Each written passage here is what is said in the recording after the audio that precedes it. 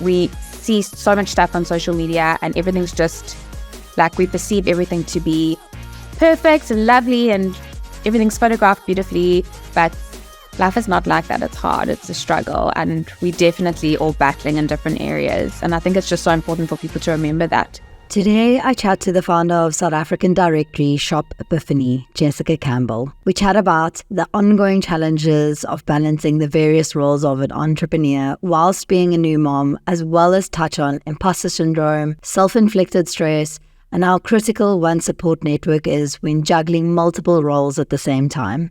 I hope you enjoyed today's conversation. And just a little reminder to please subscribe and share the stream podcast with fellow friends, family, and co-workers. I'd like to take a quick moment to thank our sponsor, Nature's Nutrition. Now, even before they started stocking our Stream Wellness shelf with their delicious flavored powders, I'd been using their organic superfoods and probiotic products for years. If you want to know why I'm such a devoted fan, I have a very simple answer. Their products are free from all the nasties, organic, vegan-friendly, high fiber, and low calorie, and the list goes on. But more importantly, and my whole family, the small humans and the large ones, can attest to the fact that their health products actually taste delicious. And a big bonus is that they are affordable, which means that you can actually incorporate the healthy mixes into your monthly routine. Use code TheStream15 for 15% off their online store, which excludes current promotions, which are pretty sweet deals if you ask me. Head to welliam.co.za to stock up. Now back to today's episode. Let's get straight into it. I am very inquisitive. I know I've heard your story in the past, but I really want you to share it with our listeners, just in terms of how you started Shop Epiphany. I know we were in contact initially the first time we chatted was 2020, and so much has happened since then. So I think if you can give a little bit of an intro and your background as to how you started it, that would be great. Cool. Well, I've always been really passionate about local brands specifically, and I was meant to become a CA, and that journey just didn't happen for me. So my mom had a business which manufactures cushions, and so I kind of partnered with her, and she showed me the ropes. So I started that way, and then I decided to do my own online store just for local brands. So my sister and I partnered up, and we started Epiphany as an online boutique. And it was more just because a lot of my friends, whenever I spoke about local brands in Durban, they didn't really know about them. Local wasn't really a big thing in those days. I think when COVID hit, local became very prominent, but it was kind of new, and I really just wanted to share the local brands that I love. And I got to know quite a few of the store owners, obviously, and hear their stories. So the whole idea was to have a brand that didn't just share product, but also shared the stories of the owners. And being an online store is very difficult when you're the middleman, especially when you're selling on consignment. So it just wasn't working out. It wasn't profitable for me at that point. And I had this idea of the directory in my mind because I still wanted to share the owner's stories. I still wanted to share my love for local, but I wanted to do it in a way that wasn't just pushing retail and quite specifically stuff that I love. So that's kind of how the Epiphany directory was born. That's awesome. Did you have any sort of examples when it came to directories overseas or anything when it came to starting it? Obviously, I think at the back of every entrepreneur's mind is how you're going to make it profitable, especially coming from the experience that you had of running the online shop and just seeing how tricky it is to act as that middleman. Like, how did you know how you were going to make it profitable, or did you see sort of overseas examples, or have an idea of how you were going to make it work? So a friend of mine actually had something called the Hooray Wedding Directory. It was her and a friend were both, or are both, wedding photographers. And they had a thing called Hooray Weddings, and then they sold kind of wedding gimmicky stuff like Mr. and Mrs. Mugs and all of that. And then they had a directory. And I'd asked how they ran the directory and kind of got the idea for the business model from them. And then I kind of just took it further and to a new level. Yeah, that's amazing. And it's really incredible to see how much you've grown over the past few years. What would you say has been like the hardest part, especially when it comes to entrepreneurship, working from home, being a new mom? Yeah, chat through some of the challenges. I know we can go on for hours about them. I know. Well, being a new mom is like a whole different ball game. Life is just, unfortunately, my business used to be my priority and I'd still get distracted. And now Madison is my priority. So you can only imagine finding the time for work is very difficult. But I wouldn't change it because I love being flexible. I love that I can be with Maddie and that I can do things with friends or do things with family and kind of work around it. So if I want to work at 100% at night, that's my prerogative kind of thing. Yeah, no, I can imagine. And then how do you do that? Is it a lot of like late nights, or what are your day-to-day? I know it differs and there's always something that comes up. No, I'm just thinking. So when Epiphany became a directory, I kind of flipped it over, and it was kind of going into COVID, if I'm not mistaken, that first year. And a friend of mine was going through a bit of a hard time, and she wasn't working at the time. And I said, come and work for me. I didn't want a partner just from previous experience, but I said, do this for me. I back you. I'll teach you what I want you to do. And then you can kind of grow with the business, which she has done. And she is like my backbone. Like I would not be able to do it without her. She is completely opposite to me. I am organized chaos and she has files, folders, labeled, everything. So she makes my life so much easier. And then also just make sure that I'm hitting deadlines, because if it wasn't for her, I just don't know that I would be doing it. So I definitely think having help is 100% the most important thing. Yeah, I couldn't agree with you more. It's interesting that you said that you didn't go the route of a business partner. I'm inquisitive to know what your sort of learnings were in that department. So not so much with myself. I mean, my sister and I did have Epiphany as a boutique together. And at the time, I had a lot more time on my hands, and she was working full time for Barrows, and doing it with me kind of part-time as the graphic design sort of lead on the project. And I just felt like I was putting in all the work, but we were kind of 50-50. And it also made our relationship take strain, because every time we saw each other, we'd be talking about work instead of just being sisters. So eventually, when I decided to change over to a directory, she pulled out. And I think that was the best decision for both of us. And then my mum's also had similar sort of things with partners. So kind of just watching my parents, they've always been entrepreneurial. They've always had their own businesses, which is why I think I was always that way inclined. So yeah, I think I just had learned from things that can go wrong. And I thought I'd rather build something up myself and control the narrative, and then employ somebody and pay them what I can afford to do, what I can afford for them to do, kind of thing. Yeah, that's a really, really good way to go about it. I mean, I've experienced it both having business partners and without, and there's definitely perks to it. But I think overall, the biggest like benefit is also just having, like you say, a team, people that you can like rely on, people that can help, people who've got a different skill set to what you have makes such a difference. Would you ever change it and work for someone else, or go back to corporate? No. I worked at Grant Thornton for 2 months. My husband loves to tease me. And I think I cried like many of the days. I'm just not built to listen to somebody else. I don't know. I'd much rather just be the one making the decisions, and it's not an easy choice, because then whatever your outcome, your money, your earnings are directly proportional to how much effort and work you put into. Whereas like if you're working for somebody else, you have a salary at the end of every month. So it's definitely pros and cons to both. But for me, I kind of just had too much going on in my mind and too much creativity to kind of be bound by one person. So I think that I haven't really ever worked for a corporate company.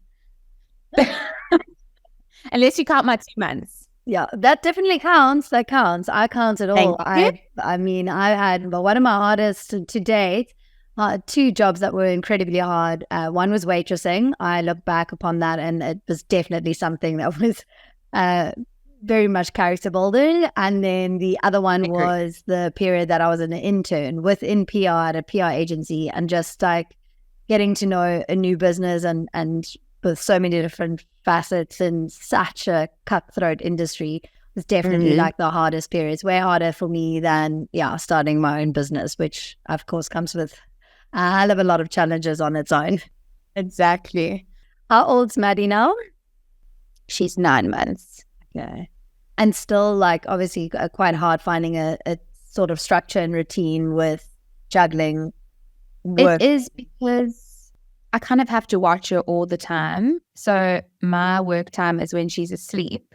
But when she's asleep is also my getting dressed time, my shower time, my go to the bathroom time, my do my makeup time, my make my calls, respond to emails, So to actually fit in what needs to be done and prioritize that is very difficult during her waking hours, which is why I've got lovely Talkcall that's come in to help me. So I'm really hoping that will relieve a bit of my time in the day. I kind of just need to find 3 hours a day even just to get my to-do list done, because that's on the back burner at the moment. Yeah, I can imagine. And have you, during that process, especially in the past 9 months and since your life has changed so much, have you seen yourself be going through phases of having to be more gentle towards yourself, like talking to yourself as to be usually being such a sort of go-getter, and especially if you, like you say, your business was your baby? I'm inquisitive to know how you sort of navigated the transition of the business owner you used to be to the business owner you are now, whilst being a mom, and the conversations that you've had in your head in terms of being more gentle towards yourself, understanding like the new roles that you're taking on, and just not being as hard on yourself, I suppose. To be honest, I'm still learning how to be gentle with myself. I don't know if you read my newsletter where I actually just told everyone that I was battling, because I do feel a sense of guilt no matter what I'm doing. If I'm giving my attention to Madison, then I'm feeling guilty that I'm not putting time into my business. If I'm putting time into my business, I'm feeling guilty that I'm not spending the time with Maddie.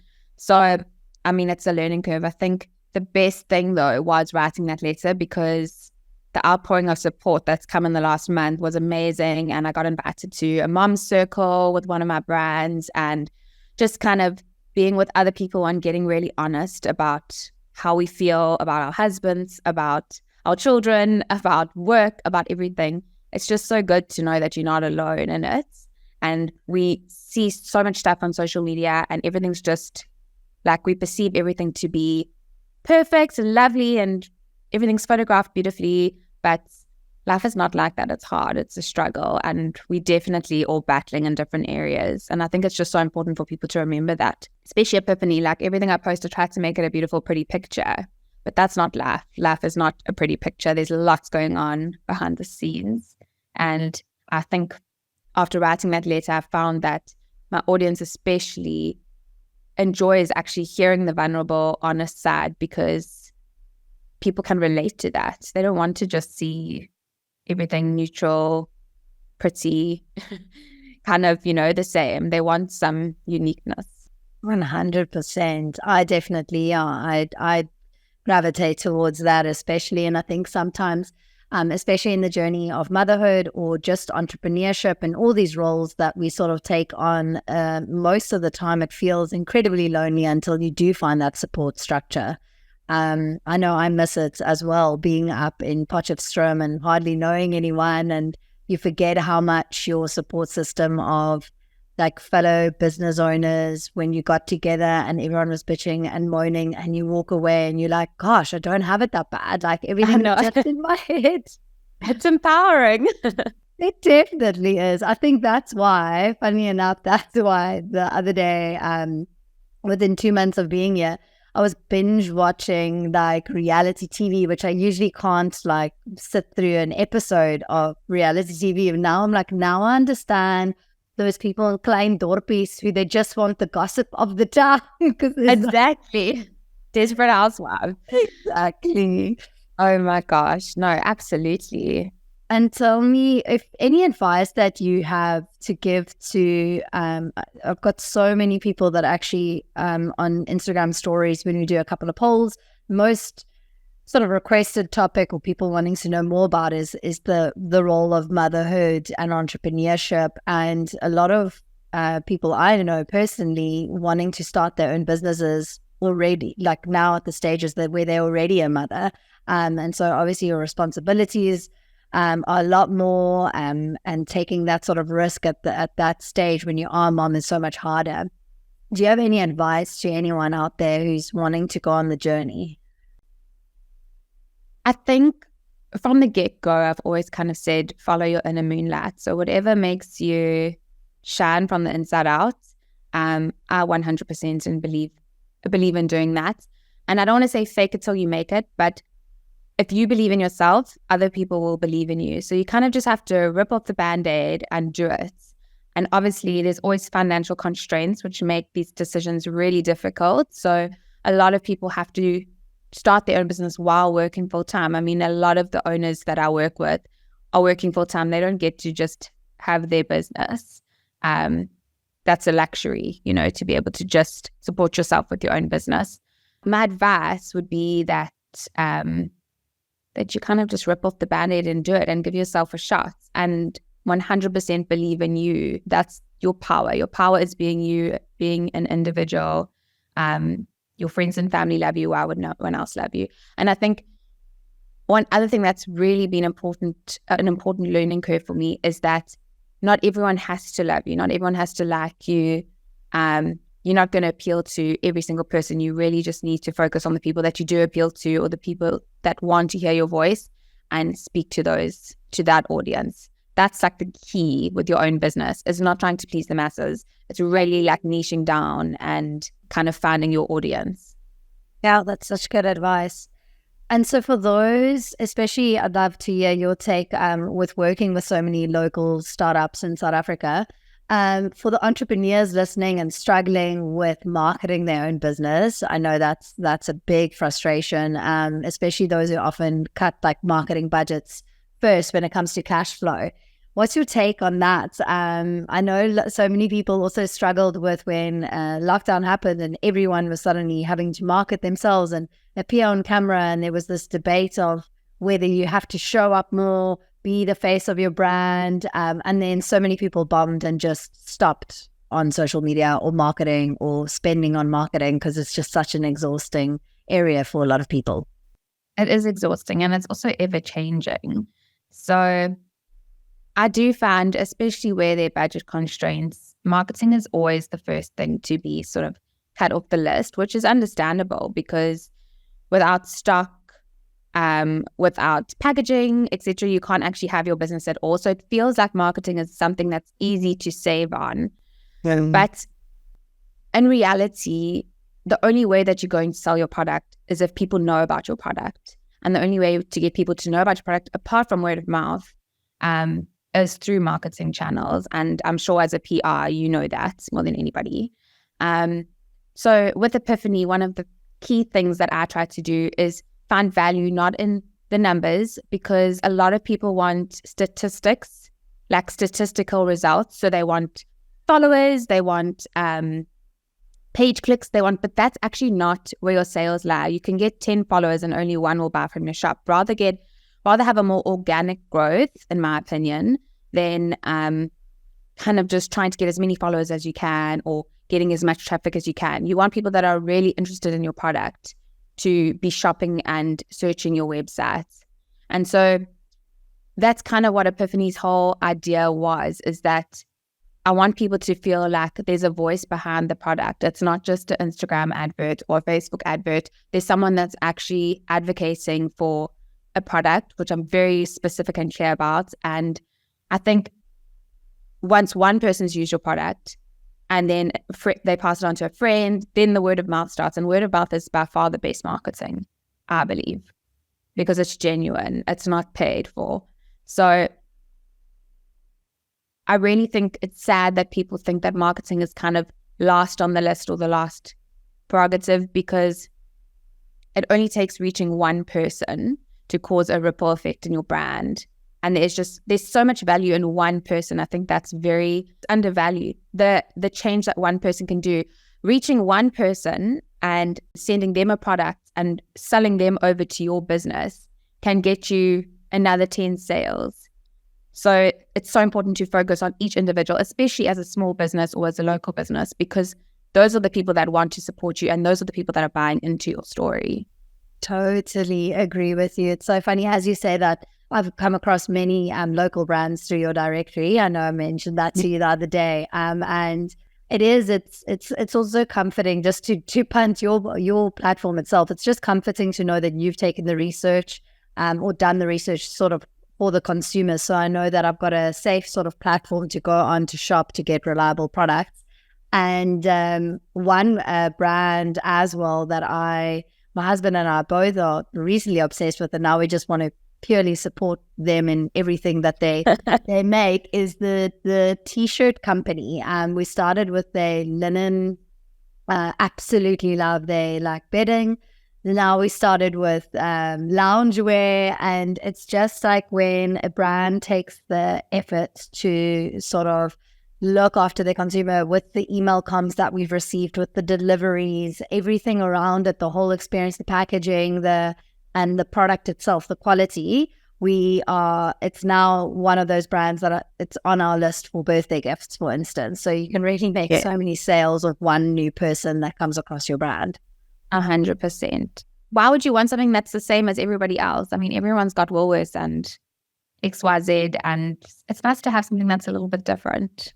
Yeah. Be the trend maker, not the trend follower. I like that. And also, I think having worked with so many startups, I just love supporting local brands. And it was definitely a transition for me to move from what you would pay for all certain products at a sort of bigger retailer to moving to local. You don't know the brand yet. You don't know the products yet. It's a little bit more expensive. You don't understand the process yet. You don't understand slow fashion or what's behind the story. And then as soon as you sort of get into it and that's where your platform comes into play as well, the storytelling behind it, because so many brands struggle with marketing themselves or telling those stories. But once you sort of buy in a consumer from that sense, and you know as a consumer you're actually giving back to local entrepreneurs and businesses and employment, it's like a feel-good feeling all around. Absolutely. On the price point, I must say, if you actually go even to Woolworths and you start comparing local brands used to be quite a lot more expensive, but because of the exchange rates and because of all of that, clothing is getting so expensive. And even like the big retailers that we see, if you start comparing prices, they're not far apart. So it's an exercise that I think people should try and do, especially like if they're buying leather boots. It always feels expensive when you're buying from a local brand. I think because you're buying one product, you're having to pay shipping, which you don't always have to do at a big retailer. You're trusting an online service as opposed to actually seeing it in store.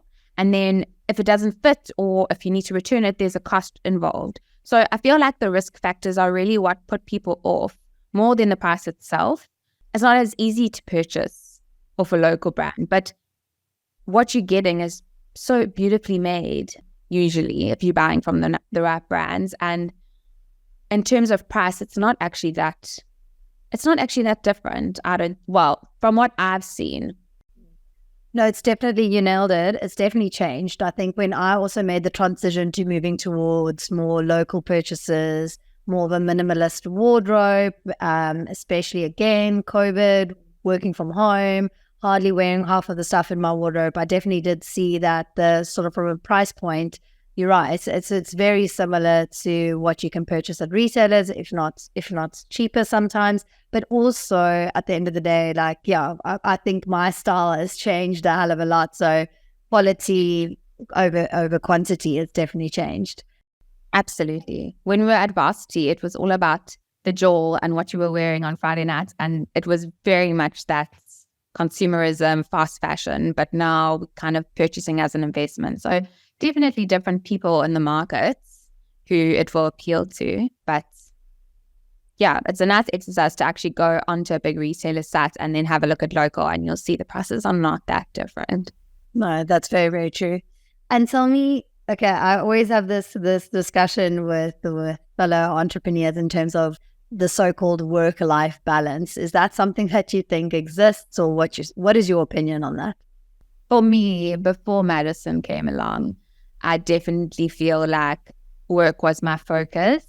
Epiphany was my baby. I was growing it and nurturing it. And as much as it gave me flexibility to do things, you kind of just never stop working when it's your own business. You work all the time.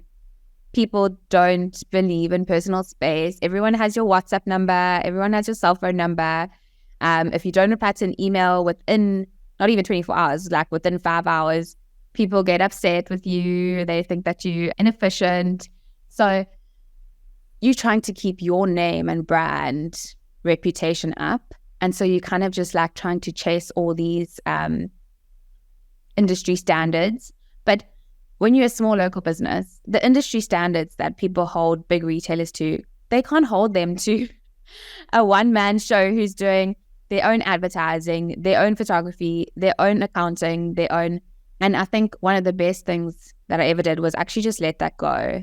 And I feel like if people want to work with me, I will always get back to you, but it might not be on your timeline because unfortunately there's just so much else that's come into my life now, and Maddie is a priority to me.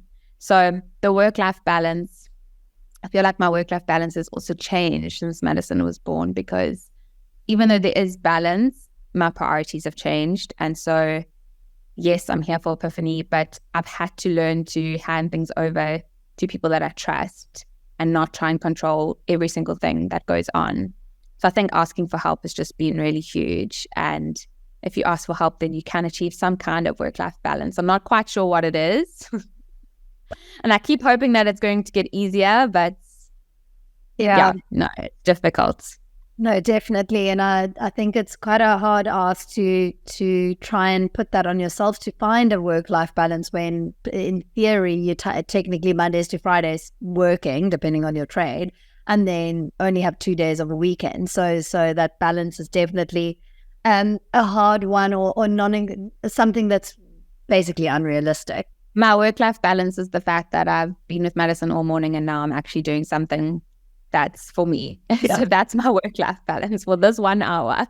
You could tick this off as an hour of marketing. We'll include your links, everything, and you'll have a beautiful marketing little exercise. Thank you.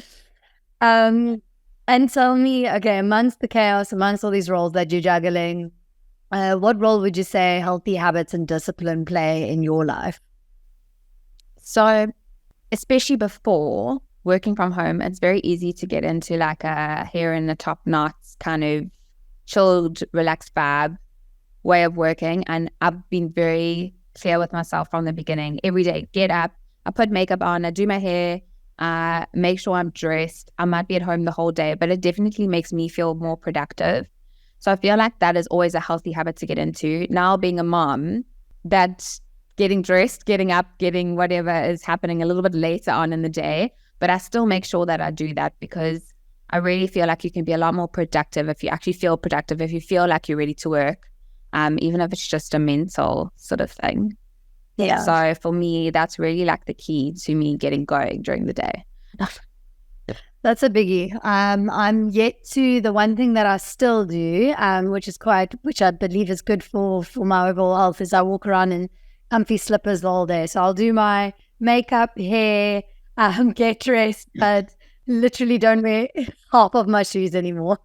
Don't you? Well, that's amazing, actually. Especially now in winter, slippers are the way forward. Yeah, 100%. And also, I'm either barefoot or slippers, and then I tend to say that it's good for my feet. Being barefoot, walking around is not going to have any. Well, it is. So, and tell me, in the past and along your entrepreneurial journey, have you ever experienced any sort of health scares or suffered from anxiety or burnout, which I know it can be sometimes such quite a trendy sort of thing to hop on and say one's experience, but it's also something that's very common. So I'm wondering whether you've experienced it yourself.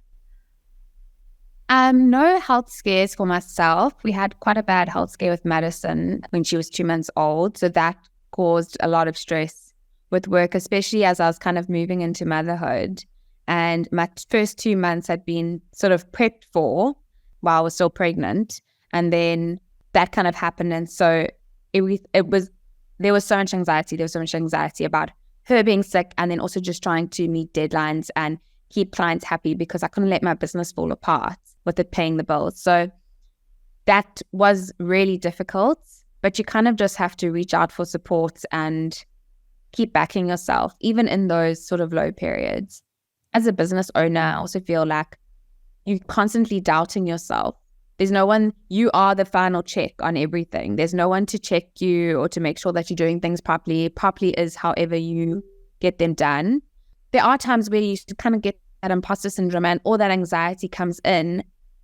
And that's where your support network is so important. And it's so important for me to have people that have their own businesses who I can kind of bounce things off. And whenever I speak to people that are on the directory, they always want to know how all the other businesses are doing, how their sales are going. They want to know if they're kind of on the same level as everybody else. And it's really just having that group of people to talk to and make you feel okay and say, you know what, you're doing good. 100%. Yeah, because again, it goes back to being quite a lonely journey. And if you don't have that support system or people to tap into, it's even more challenging. Can you share some of your sort of healthy habits? I know we've spoken about just the routine of getting dressed, but anything that you do, whether it comes to like a morning or evening routine or general habits that you've formed that you believe help you perform better when it comes to work and improving your overall quality of life? I'm not very good at healthy habits, I have to be honest. I love to say I wake up and make myself a beautiful bowl of granola and go for a walk, but unfortunately, that's just not how I am. I'm kind of just do things on the fly. I do have a bath every night. That's like me time to just relax. But I feel like I just go. I think my biggest thing to be productive is to have family time. My family's number one for me, whether it's my immediate family being Dave and Madison or whether it's with parents and siblings. That for me, I'm the kind of person that de-stresses with other people. I'm not the kind of person that wants to be alone. I need other people around me all the time.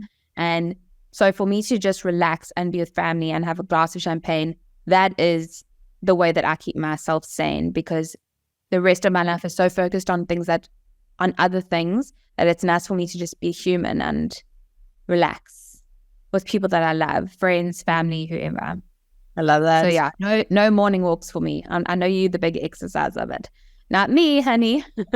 Well, that's also like you say, you don't have any healthy habits, but like healthy is such I should change the way I phrase that question. Like it's so relative to each and everyone. Like I've definitely got things that aren't healthy. And yeah, it's hard to pinpoint exactly what specifically is healthy. Sometimes the healthy is like lying in. This morning, actually, I woke up. I thought I was going to have to cancel this call as I woke up with an allergic reaction, and it looked, oh my gosh, looked horrendous, like the vampire swollen nose, eyes. And that just meant I had to go for a walk, couldn't exercise, made my breakfast at like 6 a.m., sat on the fat sack and just, I had a different morning. I think that's what's so cool also about having your own business is that you can kind of feed your soul in the way that you need to feed it when you need to feed it. You can prioritize your life and you can put things that are important to you ahead of things that aren't so important to you. So my friend who helps me, who works for me, I say to her, she can work whenever, however. If she wants to work on the weekend, that's her prerogative. I want her to do whatever she wants to do during the week. She must just get whatever is expected done. And I think there's such freedom in working like that, because you just don't feel like you have to be sitting somewhere from 9 to 5. You're able to organize your life in a way that you want to organize it. And I think that's very cool. Yeah. About working for yourself. Yeah. That's very true. You've got that. And that just, it takes also a certain type of person. Like I've also got friends who can't work for themselves, or like go a little bit like they can't navigate that sort of journey on their own.